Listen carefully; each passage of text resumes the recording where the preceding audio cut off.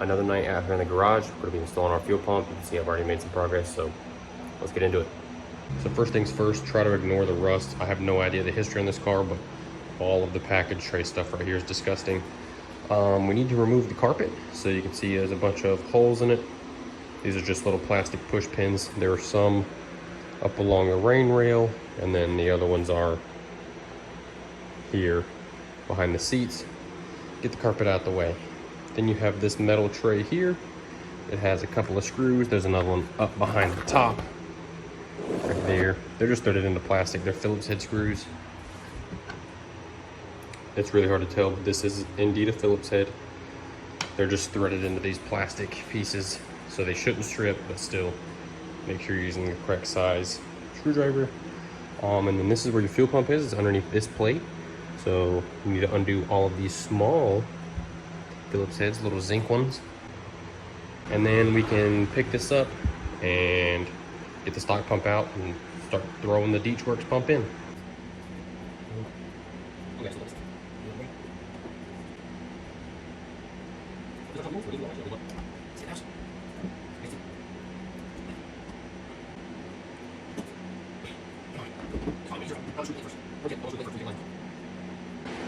And before I mix these up, I'm going to mark them. It's kind of hard to see, but obviously I just put a silver dot on this line and then a silver dot on the connector, or on the tube for the fuel pump.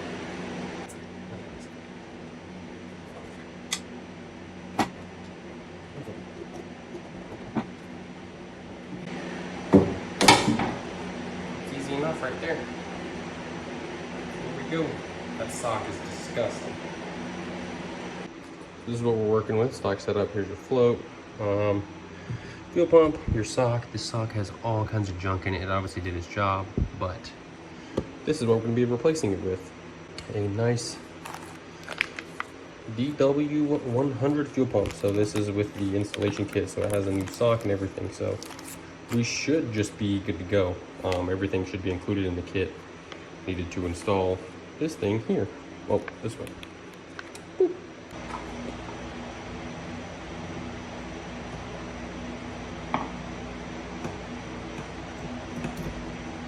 Let me just make sure this plugs in correctly. It should just plug right in here. Correct. I don't even know if you can see that screw right there. We're going to try to take that out.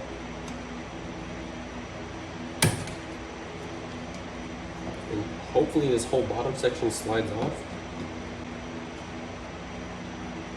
So that just came off of here. The fuel pump should now just be able to slide right off. Tube here. And voila.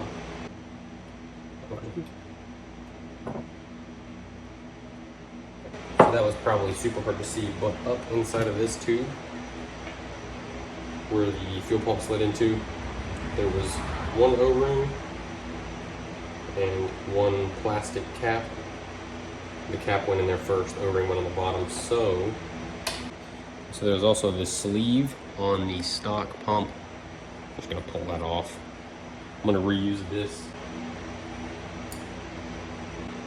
Okay, so we're just gonna do it like we did like the stock pump was. No need to make it complicated. We're gonna take this here super lube and put this on the O-ring. You don't want this O-ring tearing when it gets up in there. So then we're gonna take this little brown cap, put it back on. We're gonna slide that back up into this here tube.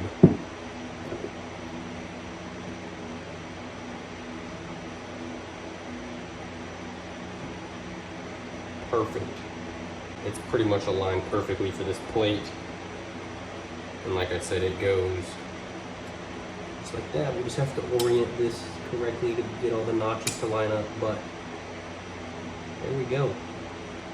Now we can throw that screw back in. I'm gonna Loctite that screw. No real reason other than I don't really want it coming loose. So I'm guessing we just slide it on. Put this here rubber band thingy back on, even though it's not tight at all and doesn't really do anything. Like it's super floppy. I kind of want to zip tie that. I don't know, do I zip tie it or not? Are zip ties good in fuel? I have no idea. I mean, it's not really going to go anywhere. But see, it can rotate. I don't like that. Go ahead and plug the connector back in. Okay, so nothing I found said that zip ties were bad for fuel, but I don't know. So I found this, I have this extra worm gear. We're gonna worm gear clamp, hose clamp, whatever the hell you want to call it. Okay, that's legit enough for me. So we got no more rotation here, and it's probably really hard to see, but the rubber piece is all bunched up because it was way too loose. So cool. Now we can throw this back in the car. So installation is obviously just opposite of removal. So we're just gonna get these lines out of the way.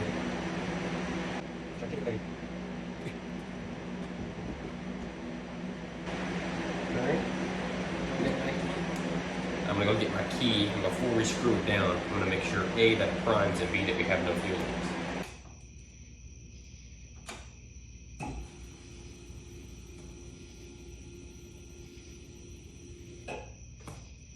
Yep, you can hear it. We're gonna go ahead and put the screws back in this and put this cover back on. So let me just follow this up and say that a fuel pump is not really required. The stock fuel system, you know, pump and regulator are good for like 300 wheel. I just figured it's a 30-year-old pump, it's a 30-year-old sock. You know, I'm demanding more out of it.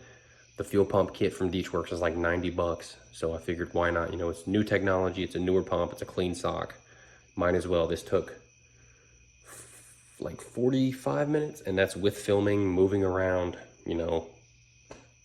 It's not that hard. So if for whatever reason this completely destroys, you know, my tune, I can just throw the stock pump back in. I'll transfer the sock over or whatever, it's fine. But with that being said, hopefully you learned something. Thanks for tuning in, and I'll catch you in the next one.